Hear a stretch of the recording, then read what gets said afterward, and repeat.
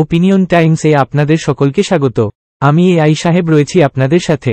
Vote যুদ্ধের আগমনের নির্বাচনী প্রচারে গোপাল লামা। আর মাত্র কয়েকদিনের অপেক্ষা, তারপরেই লোকসভা নির্বাচন। এদিকে জোরদার প্রচার শুরু করে দিয়েছেন তৃণমূল কংগ্রেস মনোনীত প্রার্থী গোপাল লামা। প্রতিদিন নির্বাচনী প্রচারের পরিধি বাড়াচ্ছেন গোপাল লামা। এদিন শিলিগুড়ি ১ নম্বর ওয়ার্ডের নির্বাচনী প্রচার সারেন।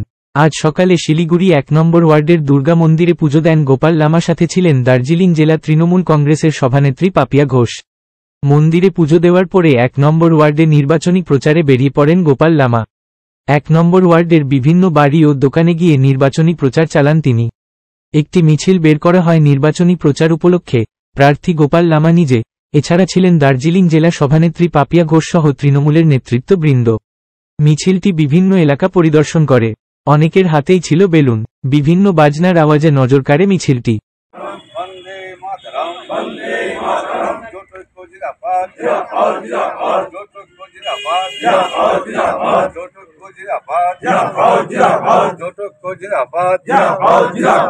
খয়রাশুল ব্লকের বামফ্রন্ট এবং কংগ্রেসের আমাদের সাংগঠনিক বৈঠক হলো। নির্বাচনী প্রস্তুতি শুরু হয়ে গেছে। কোথায় কি খামতি, সেই খামতি আমার কংগ্রেস এবং নেতারা বসে প্রত্যেকটা অঞ্চল ধরে ধরে সেইগুলো চুলচড়া বিশ্লেষণ করা হলো।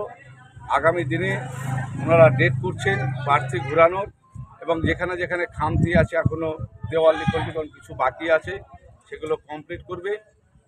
আমাদের বর্তমান যেটা আশু কর্তব্য এবং আশু দায়িত্ব বাংলার মানুষের বা বীরভূমের মানুষের। আমি একজন, এই বীরভূমের মাটিতে আমার জন্ম। আমি জোটের প্রার্থী। আমার নাম মিল্টন রশিদ। আমার বাড়ি রামপুরহাটের পাশে পশ্চিমবঙ্গের সবচেয়ে বড় গ্রাম। আমি প্রাক্তন নায়ক ছিলাম, বর্তমানে বামফ্রন্ট এবং কংগ্রেসের প্রার্থী হয়ে যে দুজন বিজেপি হয়েছে তারা আমাদের অতিথি প্রার্থী। শুনলাম বহু জায়গায় আমাদের যে প্রার্থীকে বিভিন্ন জায়গায় হ্যাকেল করা হচ্ছে। আমি বীরভূম জেলাকে বলবো, আমাদের অতিথি থেকে বীরভূমে হ্যাকেল করবেন না দয়া করে। শতাব্দী রায়কে কালকে মোহাম্মদ বাজারের কোথাও হ্যাকেল করেছে। আমি অনুরোধ করবো এইসব হ্যাকেল করবেন না।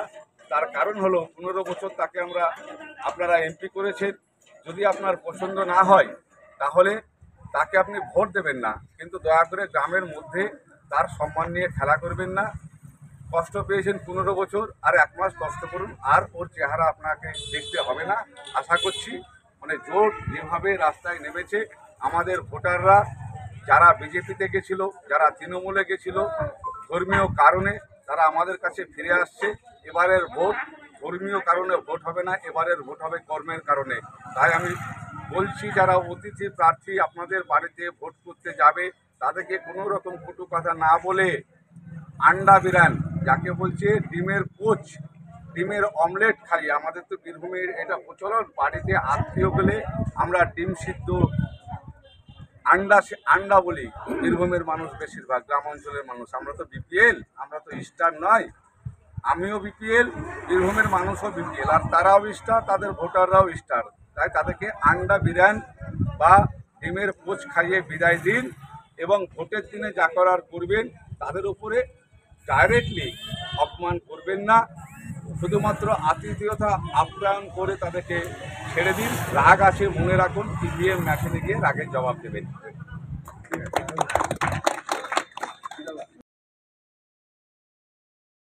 এখন এই পর্যন্ত। নজর রাখুন, সঙ্গে থাকুন ওপিনিয়ন টাইমস। ওপিনিয়ন টাইমসে আপনাদের সকলকে স্বাগত। পশ্চিমবঙ্গে এই প্রথম বাংলা নিউজ পোর্টাল। আমি এআই দিয়াসিনী, আর আমার সাথে আছে আমি এআই আদিত্য। রাজনীতির ডান থেকে বামের সব খবর আমার সাথে। আমি এআই ঐশানী। খেলা থেকে বিনোদন, সঙ্গে থাকবে সেলিব্রিটিদের কুটকাচালির খবর। আমি এআই সিদ্ধার্থ। বাজার অর্থনীতি থেকে রাজনীতির ওঠাপড়া, কুর্সি বদলের সব খবর আমার সাথে। আমি এআই দীপ্তি, থাকবো আপনাদের সাথে। সত্যের উদ্ঘাটন, নিরপেক্ষ বিশ্লেষণ, সঠিক খবর প্রদান।